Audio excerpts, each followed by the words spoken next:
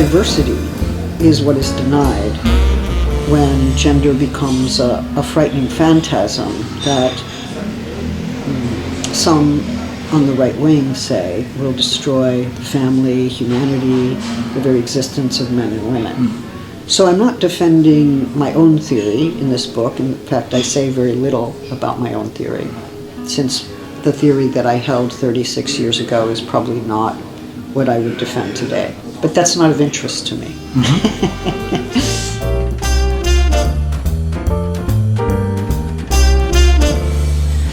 One of the goals of mimetic studies is to show that this ancient concept of mimesis, mimesis, depending on the pronunciation that you adopt, cannot be reduced to sameness and representation, but entails a plurality of differences.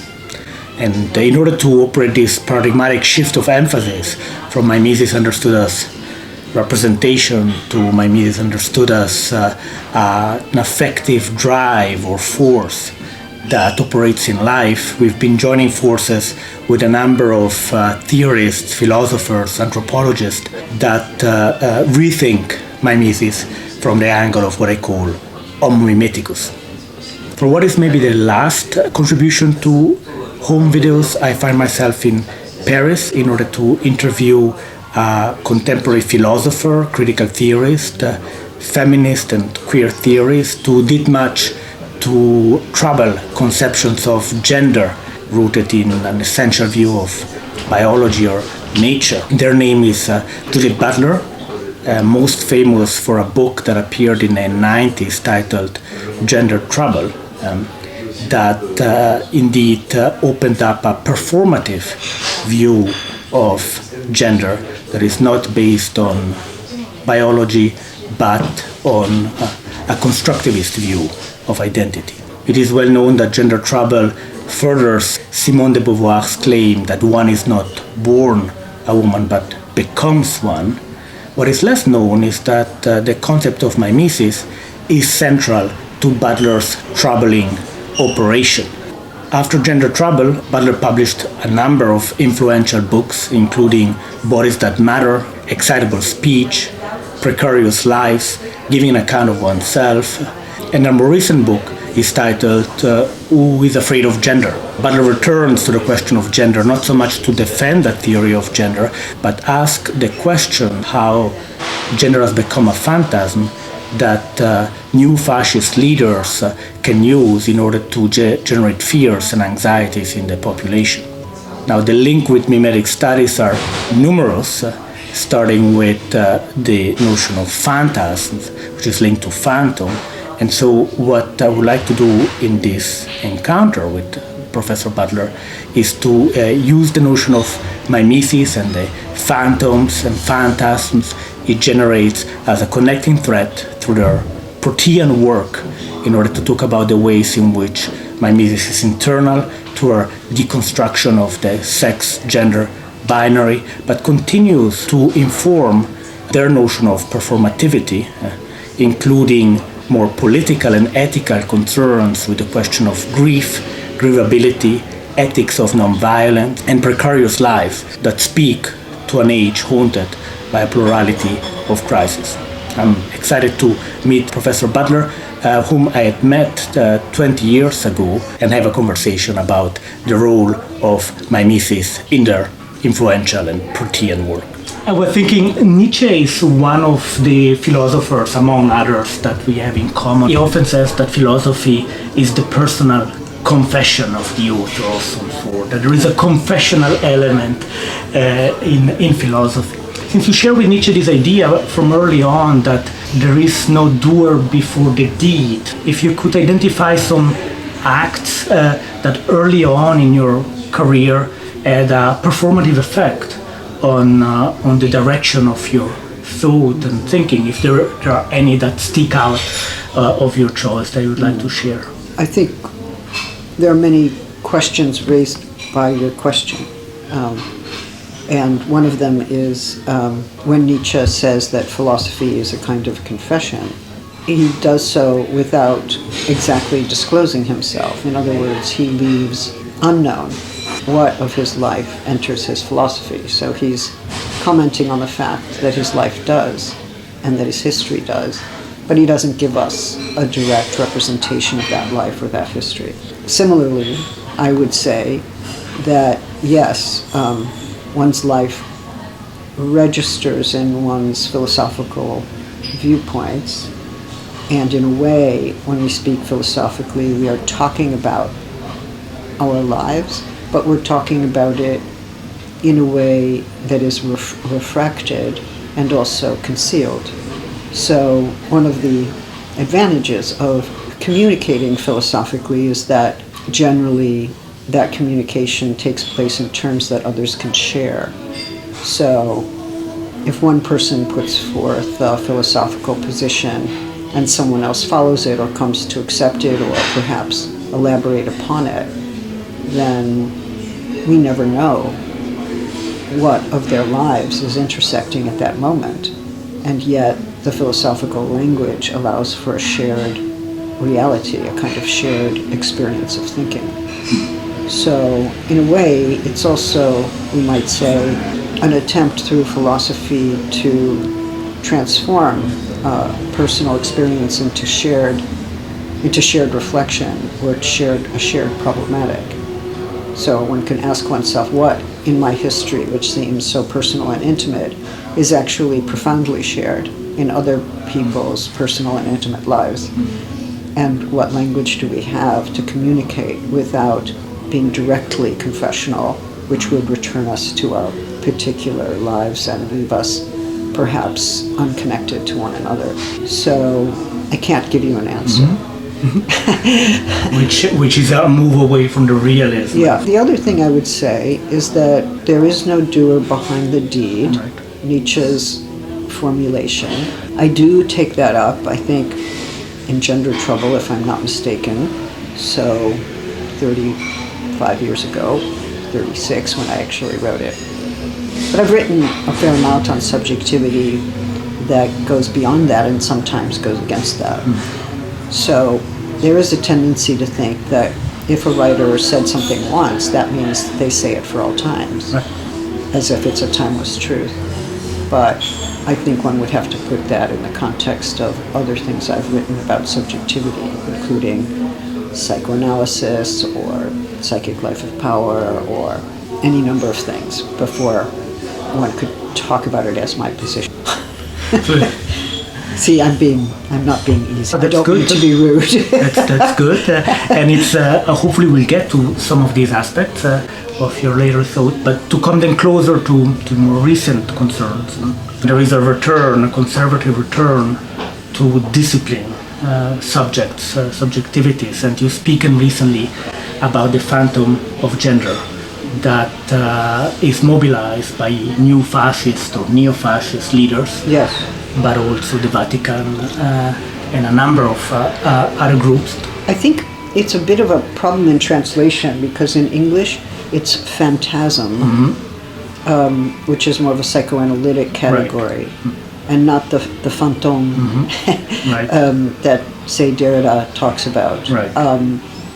Now, there's a relationship between phantasm and phantom, but a phantom is closer to a ghost, and a phantasm belongs to a phantasmatic scene, that is, a way of organizing and imagining the world and investing the elements of that world with certain kinds of power. So I'm not sure every phantasm is a phantom, and a phantom is, of course, more directly related to mimesis than, say, a phantasm.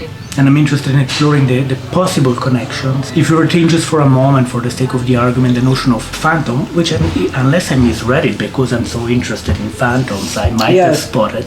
But you're absolutely right. The psychological or the psychosocial dimension is what is central to your diagnostic of the phantasmatic in your recent book, Who is Afraid of Gender. But I wanted to stick for a moment to the phantom as an appearance or an illusion, for you just to briefly clarify what you take to be the main distinctions between gender as is being construed as a phantasm and your own definition of gender? Well, that's difficult to do because I don't have in my present life a theory of gender that I seek to defend against its disfiguration. So it's not about me or my theory. It's more about how the term gender has now circulated in ways that accrue a number of meanings that do not correspond with, say, how many people in gender studies, gender and sexuality studies, actually treat the term. So what interests me is the field of gender studies as a complex field, and there are, of course, many different theories and approaches. There's the intersectional, there's the materialist, there's the psychoanalytic. There are various historical approaches, sociological ones, Marxist, post-Marxist. So that diversity is what is denied when gender becomes a frightening phantasm that some on the right wing say will destroy family, humanity, the very existence of men and women.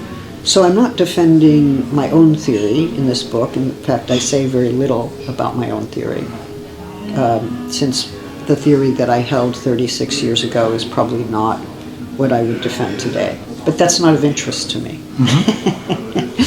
And in fact, I deflect throughout the book from my own position in order to draw attention to something that I think is much more important, which is the way gender has been important in anti-discrimination law, in healthcare policy, in feminist politics, in lesbian and gay and trans politics, but also in gender studies, sexuality studies, women's studies, race studies.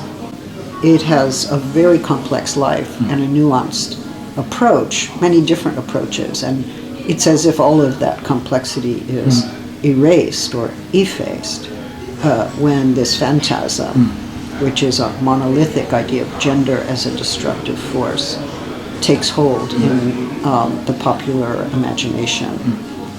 So the book actually has very little to do with my views on gender. I know that's disappointing to some people, but it was not the reason why I wrote it. Yeah, and that is clear from the very beginning. You say it in the first sentences of the book that you're not defending your own theory of gender. If you agree, these interviews are also for people who don't necessarily know the trajectory of your work. And so even though you moved on since Gender Trouble, would you be okay to step back briefly to Gender Trouble and talk a little bit about your theory, even that's not the focus of your current book? Yes. You know, it's always hard when people ask me to do that. They ask me to transport myself in time and become a different thinker than the one who is living. So I have to become dead for you. No, we don't want that. So I don't know how to answer your question then. Well, then it's a dead person speaking. It's a phantom in that sense, but hopefully not. I can do it. I mean, you know, I'm able to perform that. But I hope you'll do it from the perspective of the present, so that you inject life and new views that might have changed. For instance, the distinction between sex and gender and the troubling that binary was central to Gender Trouble, and mimesis was implicit in a sense that you were arguing against at the time the idea that that gender is simply a mirror of sex, a pre-existing sex that is assigned at birth, and you were also countering an expressivist view of gender. And I was intrigued when I reread Gender Trouble, which is not dead as a text. Yeah, yes, it continues to sell.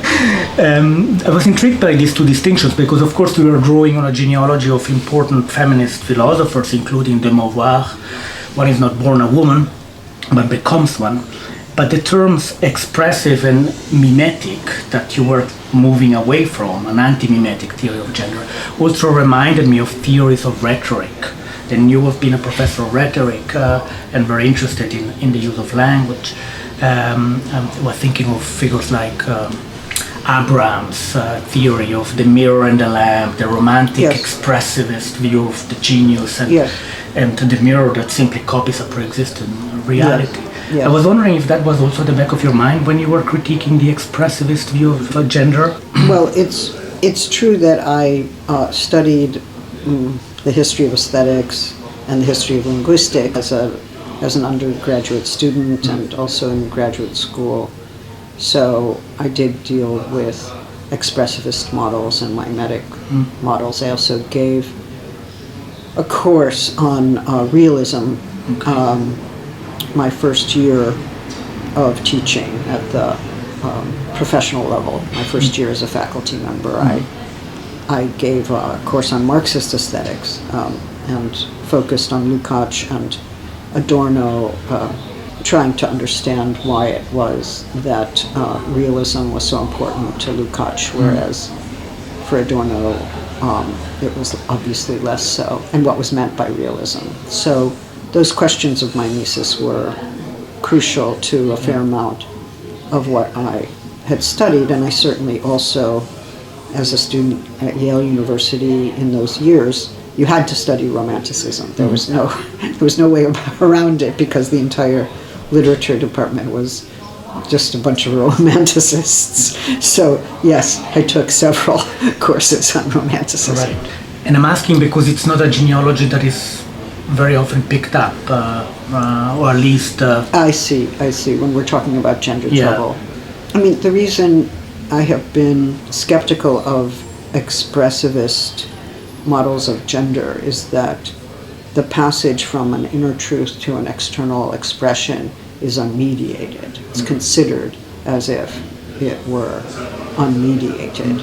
And my view is that the language in which we come to understand ourselves, even the language by which we come to affirm ourselves, is never simply or only our own. It's language that we find or discover, or language that has found and discovered us, that is, has worked its way into our lives or been part of our formation or our cultural life in some broader sense. So we may, as we establish our authenticity, we express it, thinking it comes from an interior region and simply arrives in language. We're not thinking about what is operating in that language or what has formed that language, and even how that language has helped to form our most intimate sense of who we are. So that's difficult. I also sought to undermine the idea that gender corresponds to a sex assigned at birth. There are many deviations that can happen after sex assignment. One can be assigned female and become a kind of woman that nobody recognizes as a woman. One can be assigned female and conform to the most ideal versions of it within a particular culture, which of course involve class and race and all of those elements, at the same time be vacated of any felt sense of relationship to the category. So there's internal ambivalence, there's estrangement, and sometimes there's ecstatic unity with the ideal. Many people just love their sex assignment, and they should be free to do so, right? I have no problem with that. I'm just saying that we need to be mindful of the variations, and then there are people who do break with it or seek other language that feels to them to give them greater feeling or freedom or desire or existence in the world. I guess I would say I also objected to causal ideas, that the sex you're born with or that's assigned to you then causally brings about the gender that you live as. I don't think that is the case. But there's another point which is maybe more important, which is that sex assignment itself as a practice, a legal practice, a medical practice, a familial practice, is part of gendering. When we assign a sex, we are also communicating a set of expectations of what that sex will mean. So we're already in the sphere of gender, which is why I believe even in Gender Trouble I suggest that sex is gender all along, which doesn't mean there's no material reality. It just means that the material reality that is being observed and named is also being infused with expectations. So, and being recruited into a cultural imaginary. All of that happens at the same time. So it's not really possible to separate the positivistic fact of sex from the framing, the naming, the observing, the investment. It always worries me when feminists return to positivism or to biological reductionism as if we've never accepted the interpretive frame that is the critique of positivism, which allows all of the humanities to proceed. In any case, I guess there's just one further point there.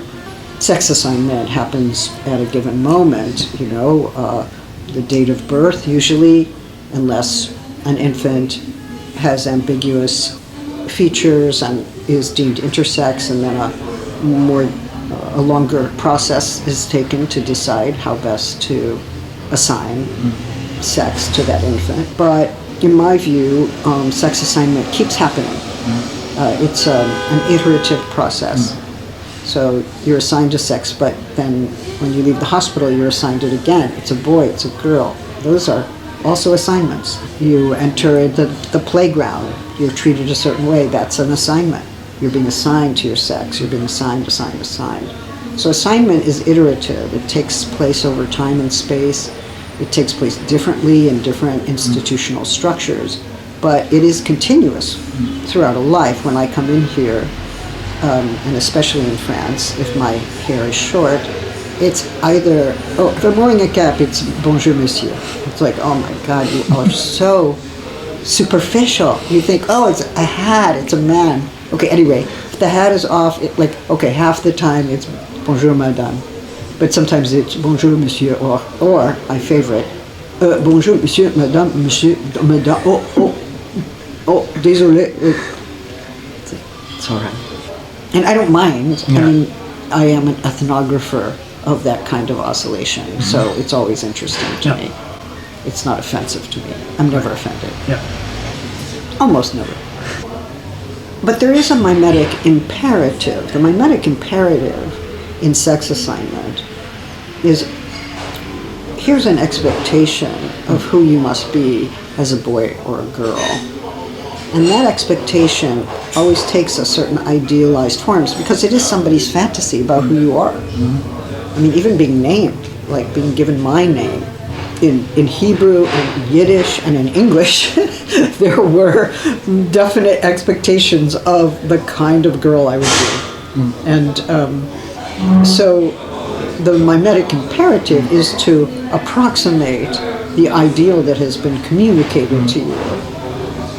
And that also means, of course, failing to approximate, which is, I think, the life of gender as it's actually existed. I think even for people who believe or feel strongly that they do approximate, they've achieved that goal, and they occupy or embody that ideal, which is interesting.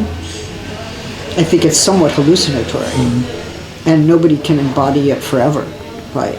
Which is why people work so hard to get themselves into the ideal. I mean, there's a lot of money spent in becoming gendered properly.